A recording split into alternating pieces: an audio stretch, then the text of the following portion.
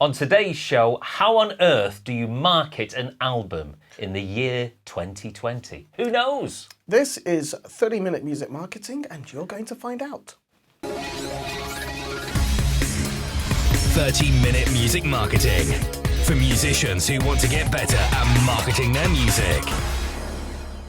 Hi, I'm Greg. Hello, I'm Sheldon, and this is 30-minute music marketing, the show for independent artists and DIY musicians who want to get better at marketing their music. Thanks very much for listening to this on the old podcasts. If you're watching it on the YouTubes or on the Facebook, thanks very much for all your support. If you're on the Facebook, the YouTubes rather, click the bell, subscribe, or whatever the young people do. Keep up to date with what we talk about. And you'll be notified every #Music Marketing Monday when a new episode is released. It's a big topic this week, Greg.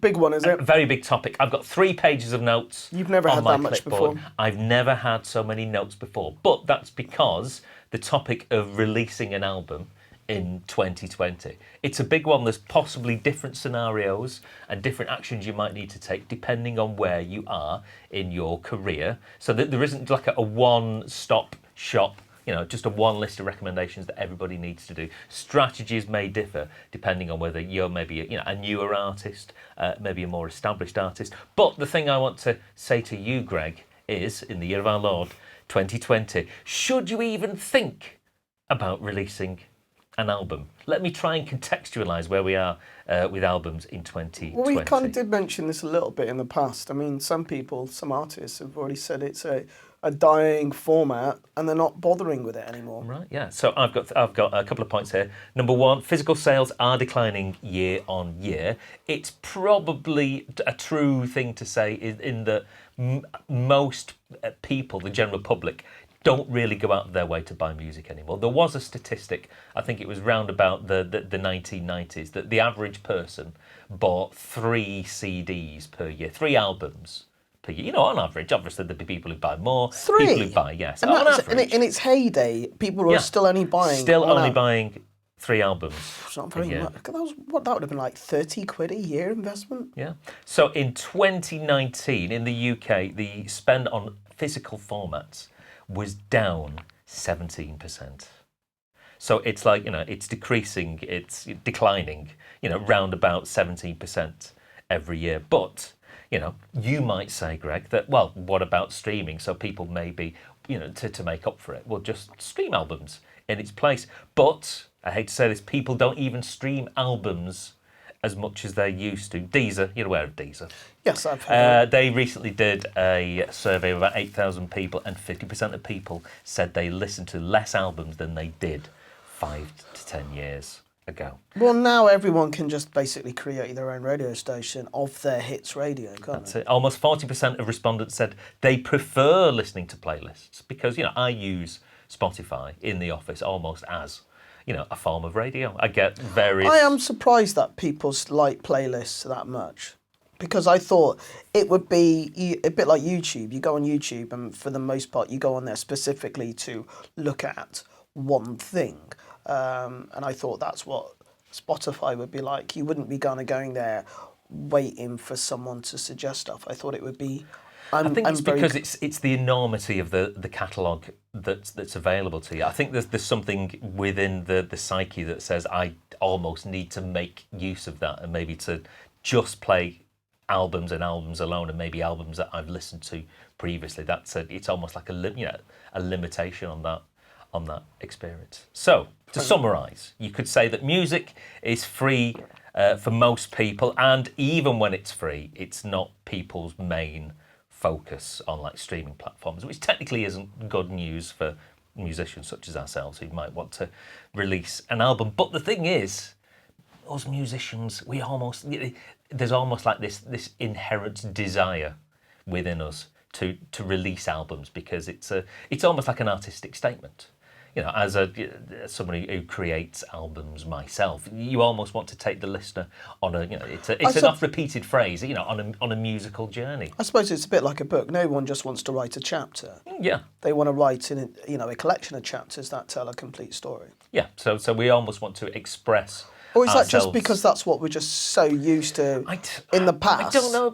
And that's, we still we're holding on to that I wouldn't say nostalgia, but we're holding on to that idea that music has to be presented in this format. And when I say format, I mean as an album. It'll be interesting because we're hoping to get some young people in on the show / podcast in a couple of weeks. It'll be interesting to see how they regard the album, whether they hold it up in the same sort of esteem as we do. But I think musicians will always want to create music in a long sort of form. Long player format. Yes. And if you make good music and you accumulate good quality fans, you could say that they'll want the album listening experience, to be taken from point A to point B. So, physical sales are declining, yes, but if you are smart, I think you could still sell physical music, and there are certain valid reasons why somebody should. But if we're working on the basis of more money is made in gigs and festival performances, nobody wants to hear an album. People want to hear the hits. Yeah, but like, how do you create the hits in the first place to play live? There has to be a foundation in some form of. Well, that was the record label deciding music. which were the records of the album to be the singles that were the ones that reached the largest majority audience. So I'm kind of going. I mean, I'm all for the album. I think it's a great. I want to be on that journey, but it's difficult to argue with the stats. I'm not saying that you shouldn't. I know. Well, we're working on the basis that the musicians that are going to be watching this, that they will want to release an album. Oh, yeah. And it's almost like, right, okay, so even when we're told that potentially we shouldn't, we're going to do it anyway. So let's try and solidify and express the reasons that we can tell. I mean, or that we can include within our marketing, and then let's try and solidify strategies depending on where you are in your career. I think the formats, and now I am using physical formats in sense, and the fact that cassettes coming back is making it, which is quite interesting. So obviously there are still people out there who like that tangible product, and want a collection of a full thing. So rather than you just mentioning sort of cassettes, and there are still certain formats which are, I'm going to use the word fetishized here. People like, for example, people do like plastic. Vinyl. Right. So here's a stat for you: 26% of all physical albums sold in 2019 in the US were vinyl. So still people hold certain physical formats in great esteem. They fetishize it, and to a certain degree, an album and the album artwork is almost considered a piece of artwork. And when I've got two albums in various parts of our of my house that's framed. Yeah. And because what are those?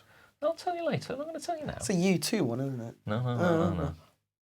But even something like a CD, which maybe the format isn't held in such regard, you could still bundle it with some some very nice high quality art cards, to try and create that sort of experience. So physical media can still be fetishized, so people will potentially still want physical media. For the reasons for people to buy your album, it could well be the only way at that particular point in time to get access to that particular music. So we are now used for albums to go on streaming at the day of release. However, if you've invested quite a significant sum of money, you can choose to window that and delay that music from going on streaming for a particular period. That's useful. Well, and it's funny enough, I was listening to a podcast today that said, you shouldn't necessarily do that. But if you think about films at the cinema, there is a certain window of time where you can only see it at the cinema, and then you can go on to DVD rental, or you can buy it sort of retail before it'll go on to DVD rental. Does that still exist? Yeah, I rent DVDs through the post. It's great. What? It's great. You get a far better choice than you do through the Sky Store. Well, I don't go on the Sky Store, but in the world of Netflix, you're still kind of going, yeah. Come on, Mr. Postman, where's my Blu-ray DVD? So this form of windowing, it could well be that the only way to get your music at a particular point in time is to buy it. It's not on streaming. That would be a reason for someone to buy your music. Third reason is as a means of support. I mean, we've talked about the fan bank in Deep Dive episode number 12, and the idea is that you as a musician, you invest time in your audience, you create content for your audience, you build up a relationship with them, you reply to all their social media posts and queries, and every so often, maybe every 18 months or 2 years, you say, right, I've done all this thing for you, now here's your opportunity to reward me. Are you kind of suggesting that there's almost two tactics here? You do singles for your general audience on Spotify, but then do bodies of work for people who are your real fans, maybe like Patreon supporters. I think that's maybe one way. And then kind of those ones who don't just like the record but actually like the group, so to speak. You can then give them more because they want more rather than just your casual. I mean, I like McDonald's for what it offers, but I wouldn't go there for a la carte, if that makes sense. So them offering me an a la carte menu would not be because I wouldn't go there. But, if they come out with a special McDonald's Big Mac of some variety, I might eat several dozen. You eat a lot of. But the thing I always say is that each album that somebody buys is a down payment on the next, because the money for recording has got to come to somewhere. So if that forms part of your overall sort of message, as in please, we need your support. You can say to your audience. Otherwise, it's your support that pays, not particularly for this particular record, but if you buy an album, then what you're doing is you're helping fund the next one. Should you be using that same audience to fund your next musical instrument purchase? Well, I'm not talking about musical instruments today. Oh, okay. Don't try and divulge. So there's still I've also got down here that I don't have any notes, so I'm blind to today's session. So you're just you're winging it. Yes, as you do in so many areas. I do. I've also got down here. It could well be that you buy something to listen to it in a high quality format. Well, there is that, but it's just a shame that the idea of having hi-fi these days is seen as a bit of a oddity. Yes. I've still got a hi-fi. Have you? Yes, very much so. But I do listen to the majority of music on a phone. Sorry. To be honest, to be fair, I do listen to the majority of music in the studio, so I have that. The ideal listening location, but if I wasn't, it probably would be the phone or the car. So there's 4 reasons why people could or should go out and buy an album. So now we've got so if we've decided that there is still a reason to make it and there's still a reason for people to potentially buy it, how do we go about marketing it? But I think there's 2 possible scenarios and 2 different scenarios. One for maybe newer artists, newer DIY musicians, or people who'll be going for a modest amount of time, but have all still got maybe a modest amount of fans. And maybe people who've been going for a wee bit longer and have accumulated, maybe a larger sort of audience. We'll try and do both of those 2 sort of markets. Okay. In turn. So if you're a newer artist or a musician with a moderately small sort of fan base, I would say that what you need to do is you need to try and put off releasing the album for as long as possible. Your primary goal is to keep building that audience, getting to get larger and larger, and the idea being is that the larger amount of audience, then statistically, the more people that are potentially there that will buy your album upon release. So the idea is that what you're doing is you're trying to use as many individual single releases as possible. Each one of those... That kind of makes sense. It's a bit like a snowball, isn't it, Daniel? You kind of want to keep that momentum. There's no point to waiting, doing nothing. And you and I both mentioned this before, where you'll see bands do a social media post of, waited to record our new album, and then you hear nothing from them for months, and then suddenly the album's done, and it's just like,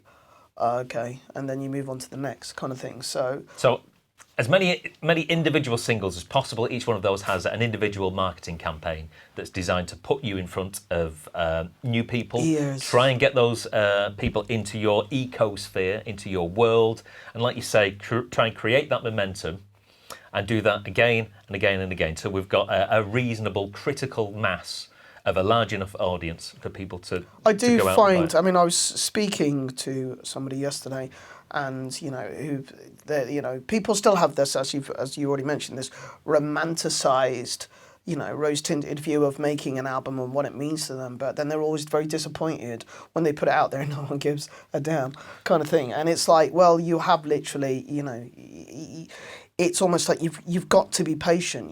And it is difficult. It's like waiting for. You want to know what your Christmas presents are, but you've got to wait until know that that they're there. Now this might be an extreme example, but there's a band not too far from round here, and I won't say who they are because I like we like to keep it sort of mystique. A mystique.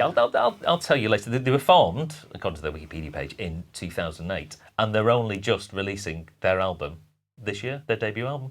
What? As in they've been putting it off.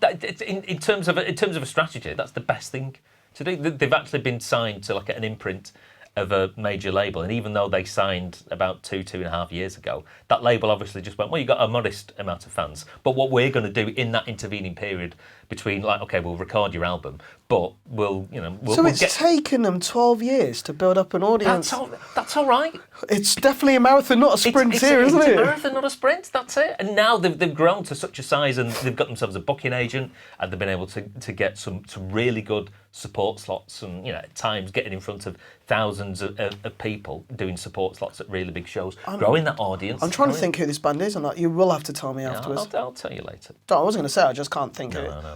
So there you go. It really is So it's a sequence of singles, as many as you possibly can, and the idea is that the album comes almost like to bookend that release of singles. So in the same way that you might watch your favourite TV show like Game of Thrones or Doctor Who, at the end of that particular season, they bundle it all up in physical with loads of extras, and Well, Star Wars have been doing this for years, haven't they?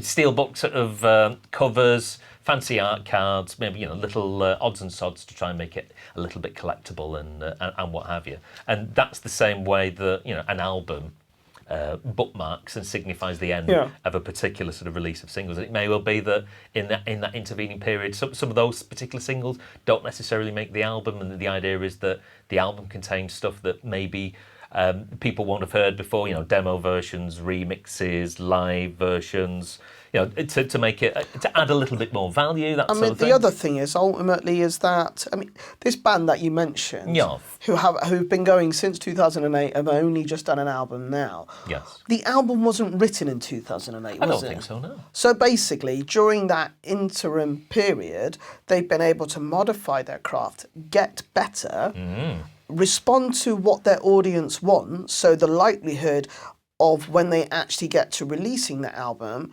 it's going to be a success because they've effectively done 12 years worth of market research, haven't they? That's certainly one way of putting it. So when you first said, I thought you meant that they wrote it in 2008 and it had taken them 12 years to record it, but now that makes a bit more sense. Yeah. So in summary, lots of singles, use those singles to attract the attention of new people in that cumulative snowball effect, that momentum. Once every 18 months to 2 years, collate those singles into an album, which signifies the end of that particular period. Chapter. And then you start another chapter and do it again. Would you do it? But then then is, do you repeat, or do you try something new? What do you mean repeat? As in, Oasis, they played it safe, didn't they, for years? Some would say they're still, they're They still individual. They still are. And then other bands like Kosheen. Stop going on about your 90s dance. No, they came out 2001. So noughties. Yeah, but they did their first album, drum and bass. They did their second album, indie guitar-y kind of electronica stuff. Artistically, I can't comment about our viewers and listeners and what their musical. Yeah, they did kind of annoy their current audience, but then made a new one. So it's a bit of a brave one. So when you go watching them live in a couple of months, May, you can cheer or boo according to which particular part of their back catalogue you like or don't like? I'll have a word with Sean and see what she says. Right. So let's move on now to maybe more established artists with larger. How are we fan bases. quantifying this? Oh, I don't know how long's a piece of string. What I would say is, I think the viewers Facebook / likes listeners. No, I think they will know where to put me. themselves into the smaller artists or newer artists or larger artists that have been going longer and have a good amount of let's just say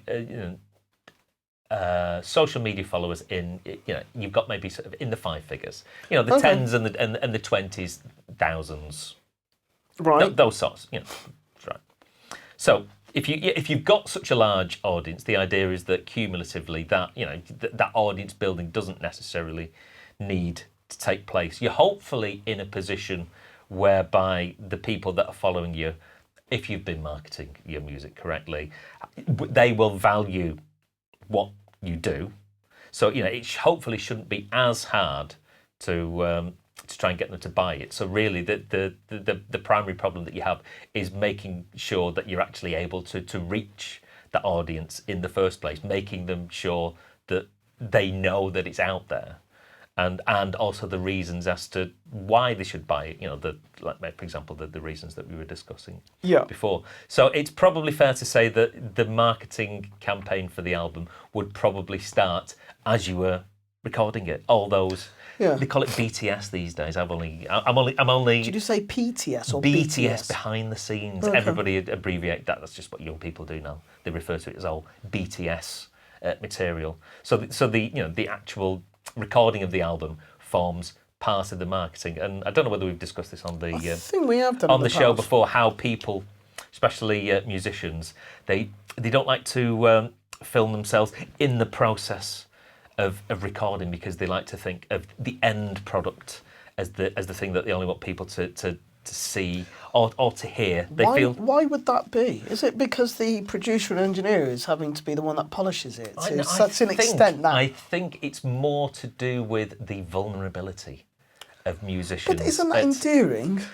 To the audience it is. Yeah. However, musicians as a whole, they tend to think that, if people don't hear the finished product, they're hearing what would be regarded as less, an imperfect version of the final product. But that I don't think that's necessarily the case.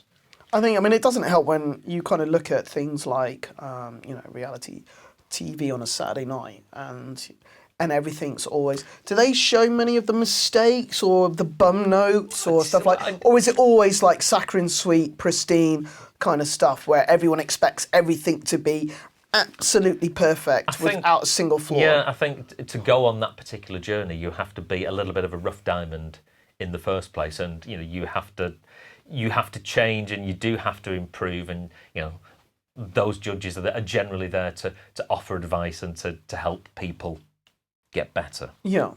So basically, don't be shy in being real, I suppose it's because you will connect a lot more with your audience than, and the other things, we've mentioned this before, is that if everything is always pristine and everything always looks, not fantastic, but orchestrated, it starts to look like an advert.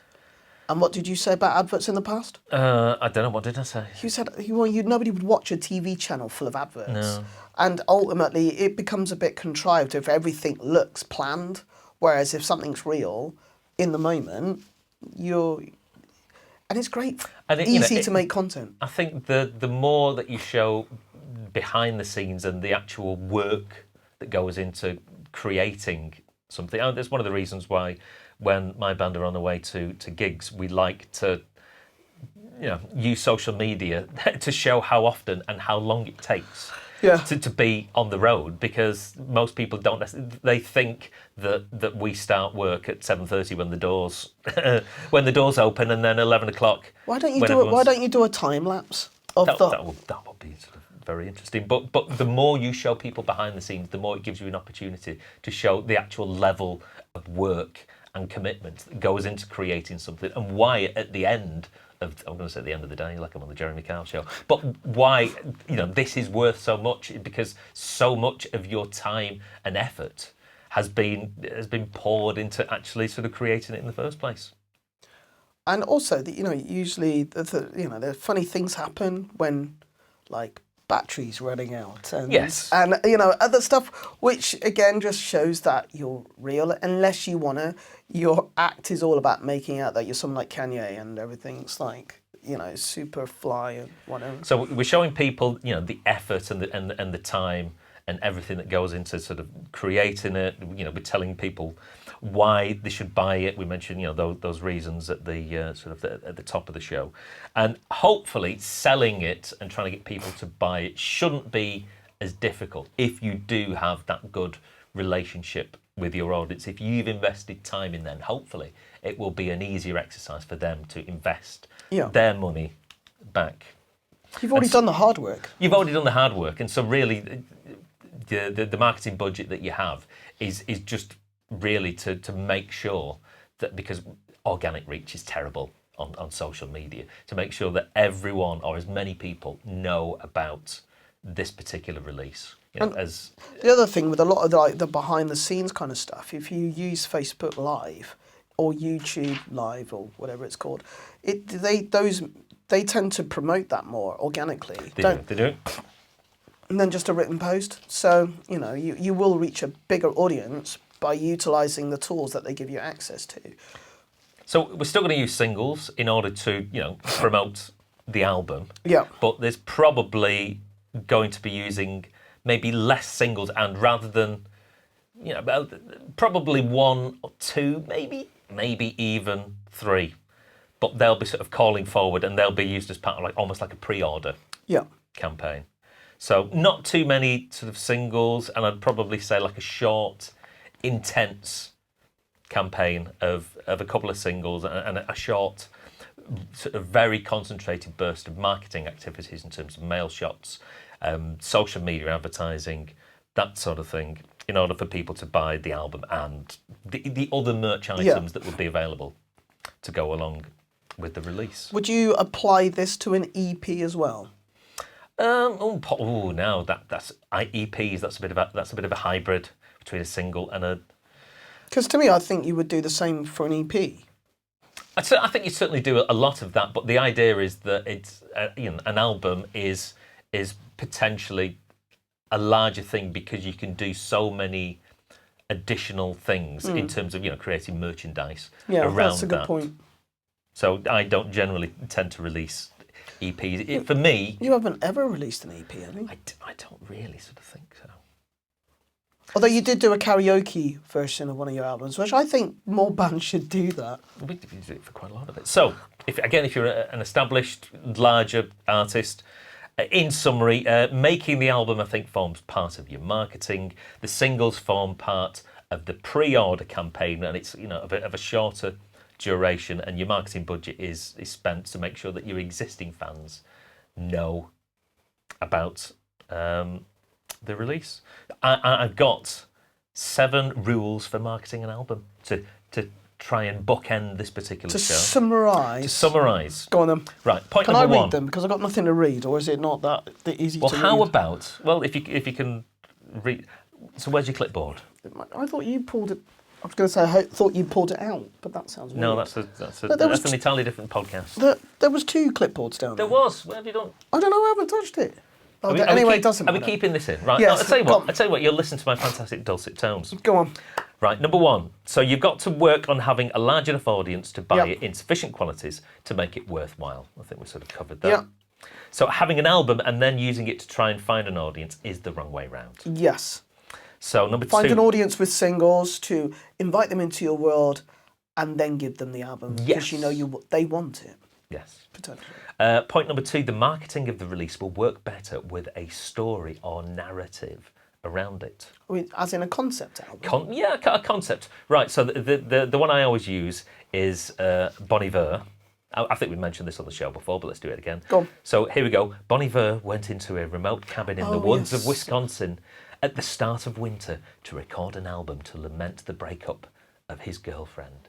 So if you use that as part of the marketing, as in, if you're a journalist, you go, I think I might be interested in covering this. It gives album. that journalist questions to ask, and it makes their life a lot easier. Adele, I think, did something quite similar, didn't she? Yes.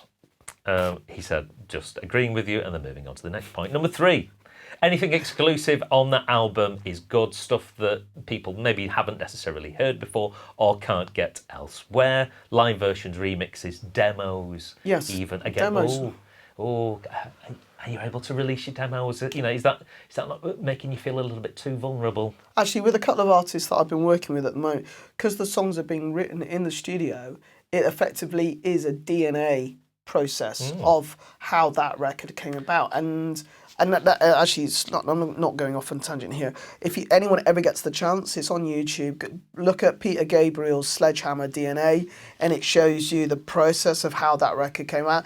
And it's amazing. I think I've seen that. It is, and they've done it for all of the records off So like Don't Give Up and stuff like that. And it's really interesting to see how that record came about. I'm a fan of that record, and it's interesting to see that.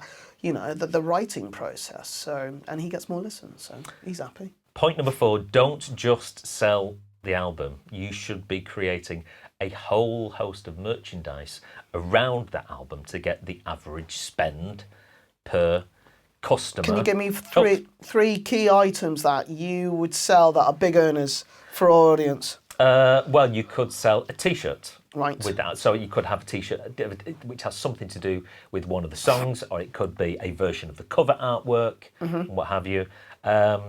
People do like anything that's art related. So you could have some form of a print, again, of the album artwork, or a version therein, or of maybe the photography that's contained within. And even something along the lines of a lyric sheet from the primary single from the album, that's something sort of signed. So those are all good. And I guess something like a lyric sheet, the only thing that's going to cost you is the time to actually handwrite those lyrics out. And those are the kind of things that are normally offered on Kickstarter things as well, because it's a one-off, or it's something that's very limited. Signed drumsticks, those sorts of things. But I just see so many people going, right, the album's out, and here it is. The album's a tenner. Please go and buy it. It's just like, no, if you've got true fans, then we want more, and we'll happily pay for more. They will happily pay for it. So if you can get them to spend £50 on a T-shirt and an album, and some sort of signed artwork or some other bits and pieces. The amount of you could make an absolute fortune selling your set list. You could, yes. Because everybody's like, can I have a set list? When you leave them on stage, I should start selling them instead. You do know now. Yeah, right. So, if you are a more established act, you could make it exclusively this release physical and physical only, and you could withhold it from digital for a period of time before it goes on streaming.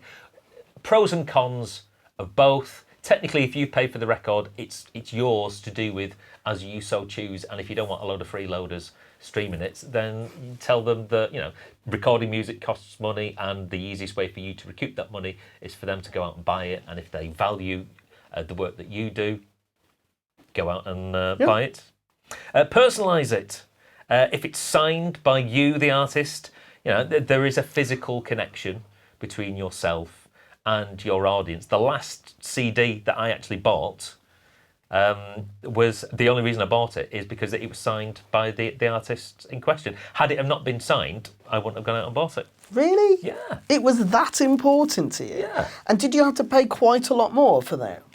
It was, I think the CD was a tenner, and I think signed it was £13. No, I'm not expecting anyone out there to increase the That's quite a markup just for writing a scribble. Yeah. But as a fan, as a fan, you were happy to pay. You thought that was value for money. Yeah. And had they not done that, I wouldn't have bought it physically. So not only did they get the cost of an album from me, they got an extra £3 premium. That really was the tipping point. Yeah. So without that, you would not have bought it at all. Because I value it's funny. This is the funny thing. I value the work that they've created over the years, and I really do like the music. However, if it's available for free on the Spotify's, I pay for Spotify. I would have just listened. I would have just happily just listened to it. But because there was a physical connection and they'd physically touched something and signed it, which would then be in my possession, I was happy to pay that £13 plus whatever it was postage. Right. I felt that was a good enough thing for me. So they've had my money, and without that personalisation, they would never have had that money. So, and to be honest, the market research I've done, what your example there isn't that unique. A lot of people do it, and to be honest, that's where a lot of the artists are actually really boosting their revenue. You paid for anything signed, Greg? Yeah, I think I bought the last album. Well, not the last, but I bought an album by Hybrid that I paid a bit extra for a T-shirt and a signed something or other. So it works. So it genuinely does. It's nice, and then you kind of frame it or whatever, and you just kind of go and stuff like that. So it costs you 40 quid to frame it. And lastly, number 7 is have a marketing budget. So, excuse me, even if you've got thousands or tens of thousands of followers on social media, the organic reach, as we've said, is so low that you could release an album and they'll never get to see any of your posts trying to plug it. In fact, the algorithm will identify that you're trying to sell, and it will intentionally reduce that organic reach. So you've got. Really that? Zuckerberg's terrible for that. If he sees, click here to pre-order or the words buy now in any of the texts on your posts, he'll go, right, well, nobody's getting to see that then. Oh, he's a sly one, What a tinker. What an absolute tinker. I'm choosing my language carefully. And the thing that you have to remember is that you generally have to pester people in the nicest possible way again and again. Yes. But the thing is, nobody generally tends to buy something the first go round. I mean, obviously I work in events promotions, and there's generally between 3 and 4 months between a show being announced and the show date of the show, and you have to run ads again and again, because even if somebody's interested in that particular show, people will go, that show's months away, and so you have to pay to keep reminding those people that it's only a month away now, it's only a fortnight away. So people don't necessarily buy first go round. So you're going to have to potentially budget to run ads again and again, and as I say, remind people in the nicest, less salesy. Well, the thing is, the more content that you do, using some of the ideas that we talked about today, the more, Zuckerberg isn't going to think it's an advert, and also, the more you're reminding people. So lots to think about there for those of us who are releasing albums in 2020. Are you releasing an album in 2020? I've got to write some songs first. Let's not think about that now. And to be honest, I'm working with an artist, and we will be releasing an album. And so it's whittling down the songs, but there's no point. Oh, the luxury of having too many songs for an album. None of them are finished. They're still kind of like, 2/3 of the way through, and suddenly we're having to add verses to songs that didn't have verses. That is a luxury, though. So, yes. On next week's episode, I think we're going to tackle the very thorny issue of band biographies. Band biographies? Band biographies. That's going to be an interesting one. That's going to be... It's a toughie. Well, we'll find out more about that same time, same place next week. Thanks very much for watching or listening to this particular episode. We shall see you next time. And if I'd been pulling strange faces, I had an itchy nose and I didn't want to sneeze, so that was it. Anyway, see you next week. Ta-da! Bye.